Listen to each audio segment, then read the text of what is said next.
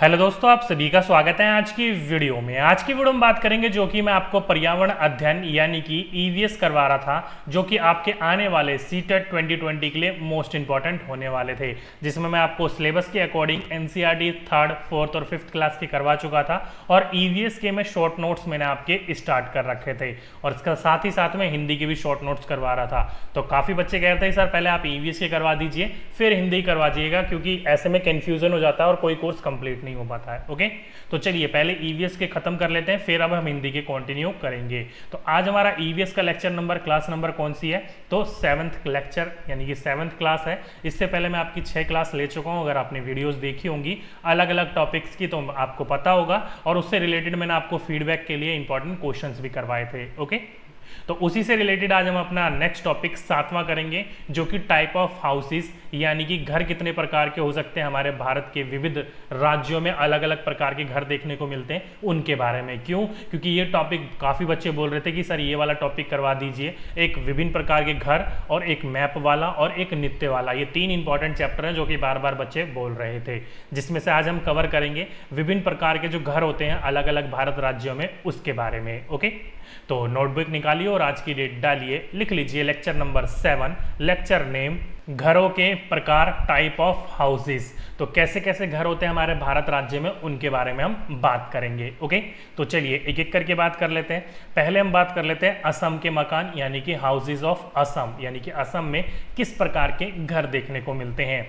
तो असम में यानी कि हमारे घर जमीन से लगभग 10 से 12 फुट ऊंचे बने होते हैं। ध्यान रखिएगा, जो असम एरिया है वो फ्लडी एरिया, यानी कि वहाँ पर बारिश बहुत ज़्यादा आती है, जिसके कारण वहाँ पर बाढ़ का बहुत खतरा होता है। इसलिए यहाँ के लोग जो होते हैं वो ज़मीन से 3 से 3.25 फुट तक, ये 3.25 मीटर तक, 3 से 3.25 मीटर तक ज़मीन से ऊपर अपना घर बनाते हैं, या फिर 10 से 12 फीट ऊंचाई पर अपना घर बनाते हैं ज़मीन से।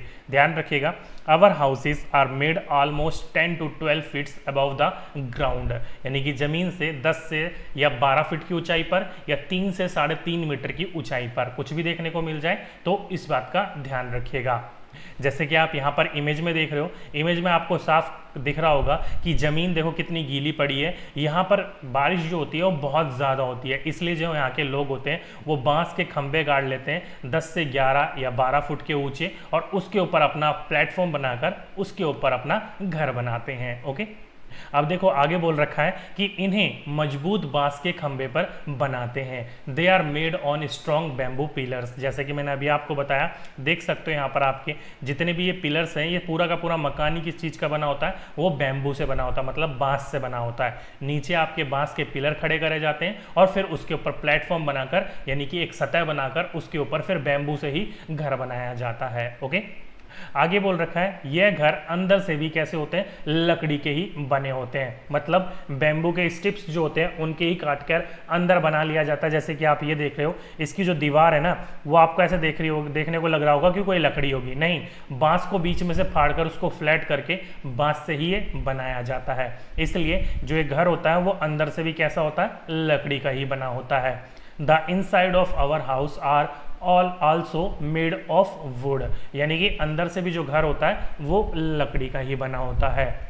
और यहाँ पर एक मैंने इमेज और डाल रखी है, क्यों? क्योंकि देखो यहाँ से ये वाले घर भी जो है वो बैम्बू के ऊपर बने हुए हैं। बाकी छोटा सा एरिया दिख रहा होगा, लेकिन बाकी जो हिस्सा है वो पानी में डूबा हुआ है। क्यों? क्योंकि मैंने अभी आपको बोला कि असम जो है वो फ्लडी एरिया है, यहाँ पर बाढ़ बहुत ज़्यादा आती है, तो लोग यहाँ से निकलने के लिए देखो किस चीज़ का इस्तेमाल कर रहे हैं, बांस के बने पुल का इस्तेमाल कर रहे हैं। अब इस पुल से याद आया कि स्कूल जाने वाला जो मैंने चैप्टर करवाया था, तो आप देख रख सकते हो कि स्कूल जाना हो कि एक एरिया से दूसरे एरिया में जाना हो, यहाँ के लोग किसका इस्तेमाल करते हैं, बांस के पुलों का इस्तेमाल करते हैं। ओके, तो ध्यान रखिएगा इस बात को भी। नेक्स्ट है आपका सेकंड, मनाली के मकान यानी कि हाउसेस ऑफ मनाली। तो हम मनाली जो है वो हिल स्टेशन है, काफ़ी फेवरेट पर्यटक का स्थल है, यहाँ पर काफ़ी लोग घूमने वूमने के लिए भी आते हैं। तो ध्यान रखिएगा मनाली की क्या खासियत है मकानों की। तो मनाली जो है वो एक पहाड़ी इलाका है। क्या है Manali? Which is a hill station या हिल एरिया। इंपॉर्टेंट है, ध्यान रखिएगा, मनाली क्या है, एक पहाड़ी इलाका है। हमारे यहाँ भी बारिश बहुत होती है और बर्फ़ भी पड़ती है। इंपॉर्टेंट पॉइंट है, ध्यान रखिएगा कि at our place it rains heavenly and snow as well. यहाँ पर जो बारिश होती है गर्मियों के दिनों में खूब होती है और सर्दियों के दिनों पे यहाँ पर स्नो यानी कि बर्फ देखने को बहुत मिलती है। नेक्स्ट पॉइंट है कि हमारे मकान पत्थर या फिर लकड़ी से बनते हैं। जैसे कि आप फिगर में देख सकते हो, यहाँ पर जो आपका ये पूरा घर बन रखा है वो कैसा बन रखा है, तो देख सकते हो छतें जो बन रखी हैं वो पत्थरों की जो मोटे मोटे चट्टान होते हैं उसकी सिल्लियाँ बनाकर डाल रखी है। उसको सपोर्ट देने के लिए क्या दे रखा है, वो लकड़ियों का इस्तेमाल कर रखा होता है। ओके, और इनकी छत कैसी होती है, समतल छत ना होकर ढालू छतें होती हैं। इंपॉर्टेंट है, ध्यान रखिएगा। यहाँ पर जो छतें होती हैं जैसे कि ये पूरा, फिर इसके ऊपर ये, तो इनकी छतें समतल ना होकर ढालू होती हैं। क्यों? क्योंकि जब बर्फ़ पड़ती है तो बर्फ़ को साफ करने के लिए, छत पर वजन ना पड़े, उसके बचाव के लिए ऐसी छतें यहाँ पर बनाई जाती हैं। ओके, तो अगर आपसे पूछा जाए कि वह एरिया कहाँ पर है जहाँ पर घरों को पत्थर या लकड़ियों से बनाया जाता है, मेड ऑफ स्टोन और वुड्स हाउसेस को कहाँ करा जाता है, तो ध्यान रखिएगा वो मनाली का एरिया है। ओके, नेक्स्ट है आपका थर्ड, ले के मकान, हाउसेज ऑफ ले।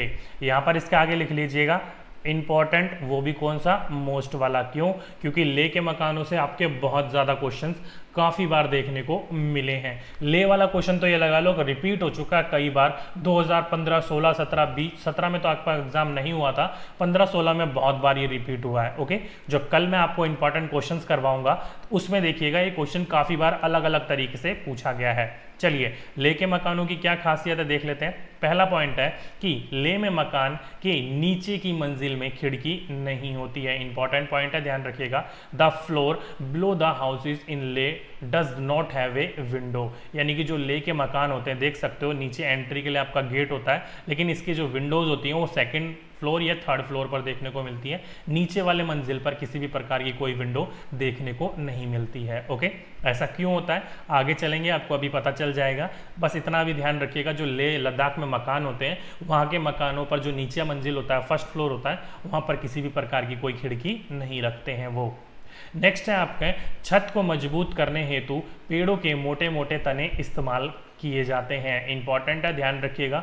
यहाँ पर जो मकान होते हैं, ट्रेडिशनल जो मकान हुआ करते थे, उनको मजबूत करने के लिए यहाँ पर क्या करा जाता था, जो लकड़ियों के मोटे मोटे तने होते हैं उनको काट कर उसको इस्तेमाल किया जाता था उनको मजबूत बनाने के लिए, उनकी छतों को इस्तेमाल करने के लिए एज ए, वहाँ पर जो सपोर्ट के लिए डाला जाता है पिलर के लिए, वो लकड़ियों के मोटे मोटे तने डाले जाते थे छत को मजबूत करने के लिए। ओके, साथ ही साथ में यहाँ की जो छत होती हैं वो कैसी होती हैं, वो बिल्कुल समतल होती है। रूफ कैसी होती है, एकदम फ्लैट होती है। क्यों होती है फ्लैट, वो भी अभी आपको बताऊंगा, बस आप यहाँ पर इमेज पे देख लो। ये सारे के सारे लेह लद्दाख के मकान हैं, यहाँ पर देख सकते हो आप, यहाँ पर रूफ जो है बिल्कुल फ्लैट है। लेह लद्दाख क्या कहलाता है आपका, एक ठंडा रेगिस्तान कहलाता है। यहाँ पर ठंड भी बहुत होती है, इसलिए यहाँ के लोग जो होते हैं वो अपनी छत को बिल्कुल समतल करते हैं, क्योंकि ये जो छत होती है बहुत इंपॉर्टेंट रोल निभाती है लेह लद्दाखों के मकानों के लिए। कैसे, तो अभी हम आगे चलेंगे तब इसके बारे में मैं आपको बताऊंगा। तो देखो लिख रखा है यहाँ पर आपका कि लेह में मकान में छत घर का महत्वपूर्ण हिस्सा है। क्यों है, ध्यान रखिएगा।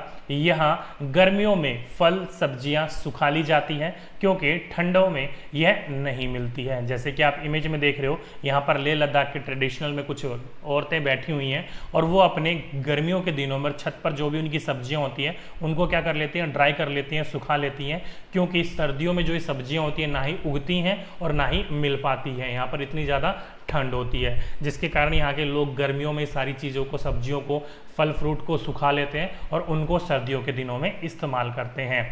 The roof is the house in Leh is a important part of the house. In summer, fruit and vegetables are dried because they are not available in cold. Important point है, ध्यान रखिएगा।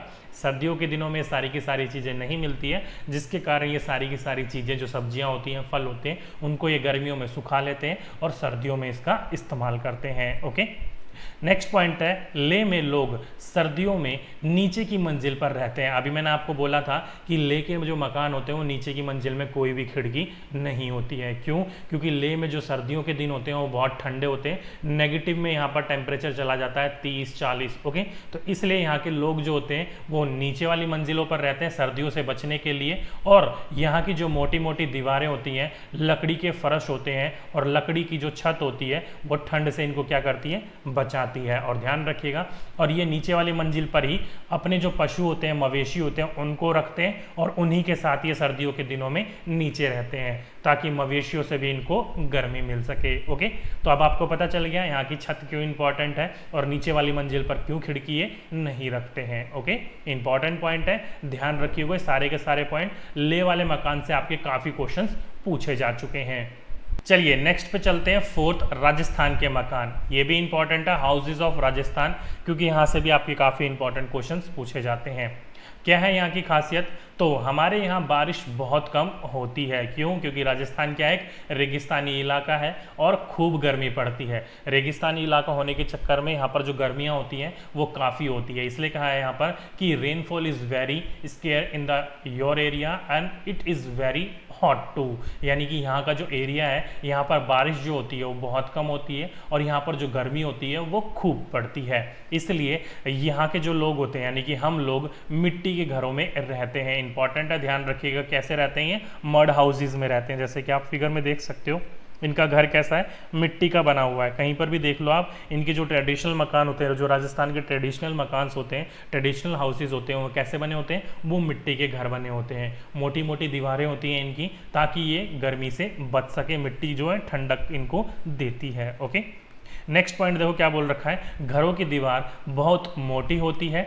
इन दीवारों को मिट्टी से लीप पोत कर सुंदर बनाया जाता है। जैसे कि आप नीचे देख सकते हो, यहाँ की जो दीवारें हैं, दीवारें तो चलो फिर भी नहीं दिख रही होंगी आपको, यहाँ से आप देख सकते हो कि जो दीवार होती है वो काफ़ी थिक होती है और ऊपर से मट्टी से इसको पूरा लीप देते हैं, जिसके कारण जो गर्मी होती है वो अंदर तक ना जा पाए और दिखने में भी कैसी लगे, दीवारें सुंदर लगे और ठंडक का भी इनको एहसास देती हुई जाए। ओके, और साथ ही साथ में जो कि यहाँ की छतें होती हैं वो कैसी बनाई जाती है, कटीली झाड़ियों से बनाई जाती है। जैसे कि देख सकते हो इमारतें की जो छत होती हैं वो सारी की सारी कैसी हैं, वो कांटेदार झाड़ियों से या फिर कुछ लकड़ी वगैरह होती हैं जो इनके ऊपर रख ली जाती हैं। क्यों? क्योंकि जो जानवर वगैरह होते हैं वो अंदर ना आ पाए और बाकी जो है गर्मियों से भी इनका बचाव करे। ओके, तो इंपॉर्टेंट पॉइंट है, ध्यान रखिएगा।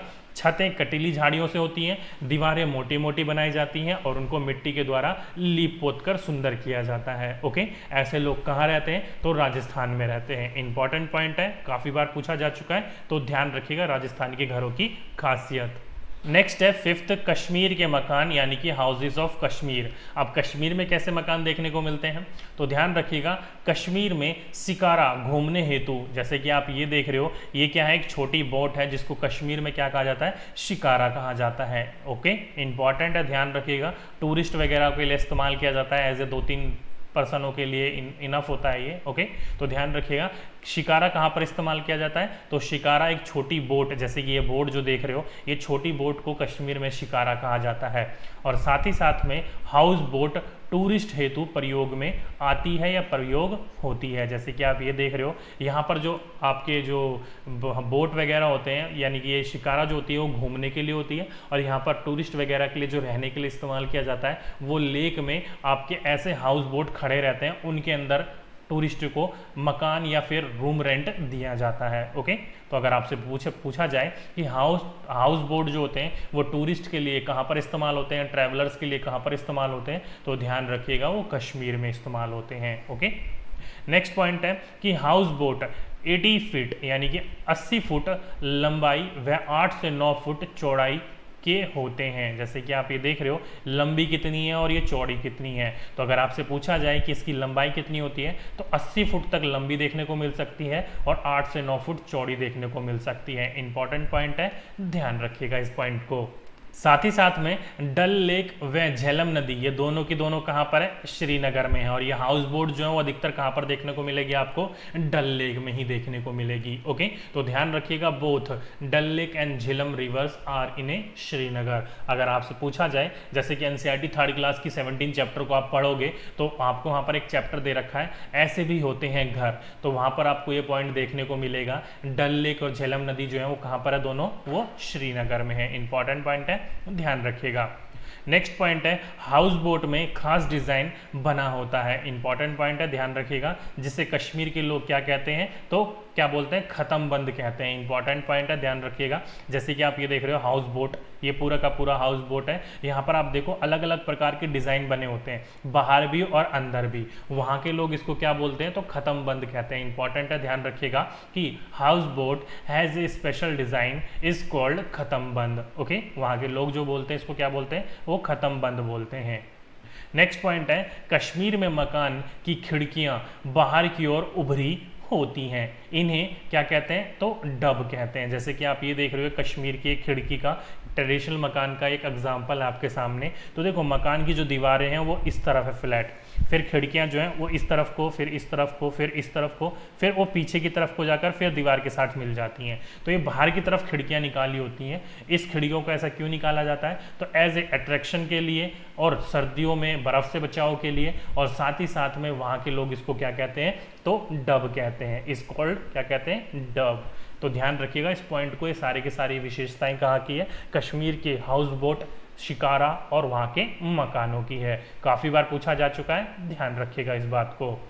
नेक्स्ट पॉइंट है आपका 6, दिल्ली के मकान, हाउसेस ऑफ दिल्ली। अब देखो दिल्ली के मकान हो या किसी शहरी इलाके के मकान हो, वो सारे के सारे ऐसे ही देखने को मिलेंगे, लेकिन आपके एनसीईआरटी में दिल्ली की बात करी गई थी, इसलिए हमने यहाँ पर दिल्ली का ही पॉइंट लिया है।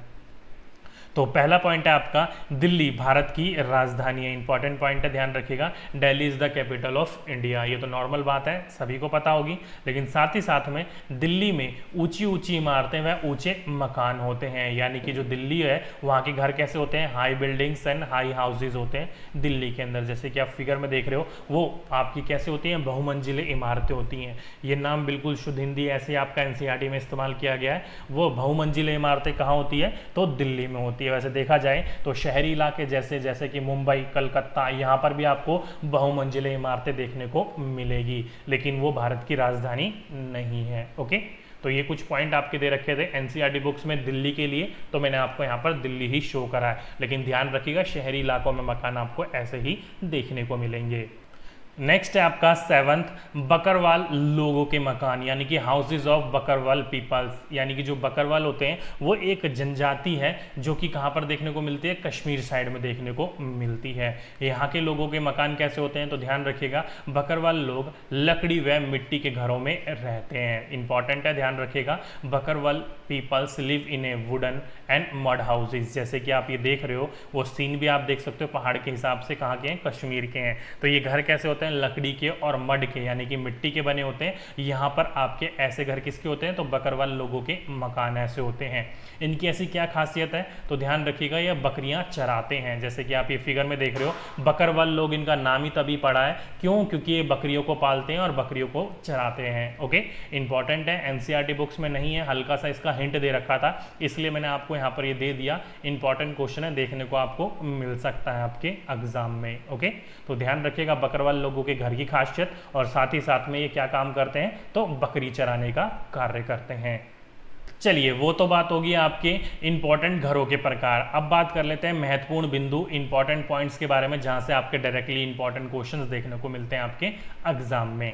तो पहला पॉइंट निकल के आता है आपका कि गोबर से जमीन की पुताई से मिट्टी में कीड़ा नहीं लगता है। आपने देखा होगा गांव घरों के इलाकों में जो आप वहां पर महिलाएं जो होती हैं वो अपने घर को किस चीज़ से नीपती हैं, वो गोबर से निपाई करती है। जैसे कि आप इमेज में देख रहे हो, ऐसा क्यों किया जाता है तो बायोगैस के कारण जो मिट्टी के अंदर कीड़े लग जाते हैं वो गोबर लगने से बचा लेते हैं बायोगैस के कारण। ओके, तो इंपॉर्टेंट है, ध्यान रखिएगा कि गाँव घरों में किससे पुताई करी जाती है, गोबर से। क्यों, क्योंकि मिट्टी में उसके कारण कीड़े नहीं लगते हैं। इंपॉर्टेंट है, ध्यान रखिएगा, काफी बार ये वाला क्वेश्चन आपके एग्जाम्स में पूछा जा चुका है। इसके आगे आप क्या लिख लीजिए, इंपॉर्टेंट लिख लीजिएगा। ओके, नेक्स्ट है आपका सोहना गांव, हरियाणा में है। सोहना से दिल्ली के बीच गुड़गांव, अब जिसका नाम क्या रख दिया गया है, गुरुग्राम रख दिया है, शहर स्थित है। तो एनसीईआरटी में आपका ये पूछा गया था, इसलिए मैंने आपका ये वाला भी यहाँ पर रख दिया पॉइंट। तो ध्यान रखिएगा, सोहना गांव कहाँ पर है, हरियाणा में है, और सोहना और दिल्ली के बीच में कौन सा शहर पड़ता है तो गुरुग्राम। ध्यान रखिएगा, हरियाणा का वैसे स्टेट है,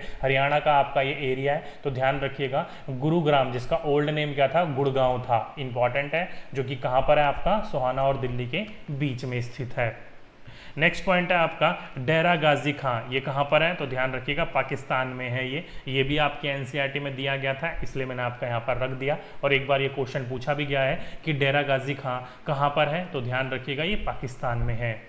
नेक्स्ट पॉइंट है आपका बर्फ़ में इग्लू मकान होते हैं, यानी कि जो इग्लू हाउसेज होते हैं वो कहाँ पर बनाए जाते हैं, वो आपके सुदूर इलाकों में बनाए जाते हैं जहाँ पर ठंड काफ़ी पड़ती है, बाकी मटेरियल्स मिलने जहाँ पर थोड़े मुमकिन नहीं होते हैं। अभी होते कैसे हैं, तो जैसे कि आप ये फिगर में देख रहे हो, इग्लू बनाने की कोशिश कर रहा है, जो कि आगे से छोटा सा गोल मुहाना होता है और पीछे से काफ़ी बड़ा गुंबद बनाया जाता है गोल सा, उसी को क्या कहा जाता है, इग्लू मकान कहा जाता है। कहाँ पर बनाए जाते हैं, तो ये आपके सुदूर इलाके में बनाए जाते हैं जहाँ पर ठंड काफ़ी ज़्यादा पड़ती है। इसको बनाने का पूरा पीछे मोटिव क्या होता है, तो ये जो बनाई जाती है वो छोटे छोटे बर्फ़ के ब्लॉकों से बनाई जाती है।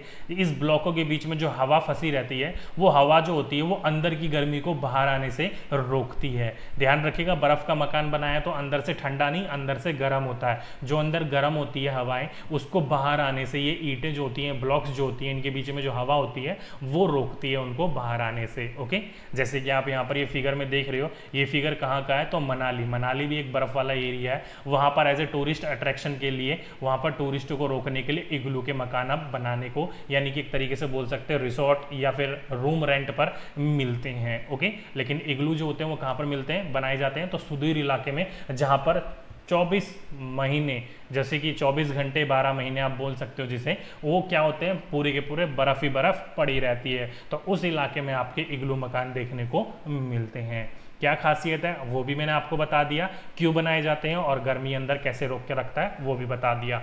ये डायरेक्टली क्वेश्चन पूछा जा चुका है, तो ध्यान रखिएगा इस पॉइंट को। ओके, तो ये कुछ इंपॉर्टेंट आपके घरों के प्रकार थे और कुछ महत्वपूर्ण बिंदु थे। चलिए अब कुछ इंपॉर्टेंट फैक्ट्स के बारे में बात कर लेते हैं, क्योंकि कई बच्चे कंफ्यूज हैं कि क्लास टाइमिंग क्या है हमारी। तो ध्यान रखिएगा, क्लास टाइमिंग जो है वो हमारी 12:15 पर है और शाम को 4 बजे। दिन में हमारी ये 2 क्लास चल रही है, 12:15 पर शॉर्ट नोट्स की क्लास चलती है और 4 बजे मैथ की क्लास चलती है। ओके, अब मैथ जो है वो पेपर 1 की ऑलमोस्ट खत्म हो गई है, तो अब मैथ 1 की जगह पर CDPV पढ़ाना मैं शुरू कर दूंगा, नहीं तो SST पढ़ाना शुरू कर दूंगा 4 बजे। ओके, कई बच्चे कह रहे हैं कि सर नोटिफिकेशन नहीं मिलता है, तो आप हमारा टेलीग्राम ग्रुप का जो ग्रुप है उसको आप ज्वाइन कर लीजिए, जिसको फ्री ऑफ कॉस्ट है ज्वाइन करने का, जिसको मैंने आपको नीचे लिंक दे रखा है। उस लिंक पर आप क्लिक करके हमारे टेलीग्राम ग्रुप पर जाकर उसको ज्वाइन कर सकते हो, जिससे क्या होगा, आपको नोटिफिकेशन जो है वो टाइम टू टाइम मिलेगा।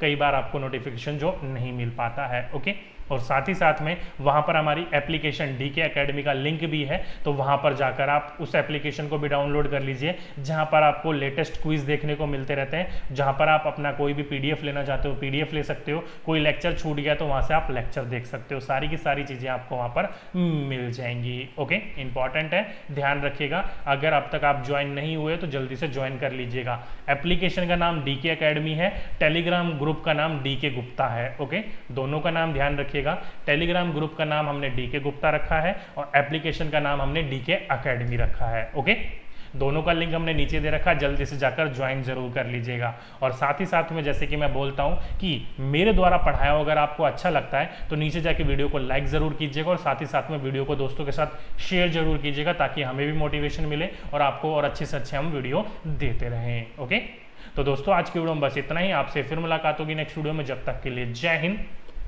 जय भारत।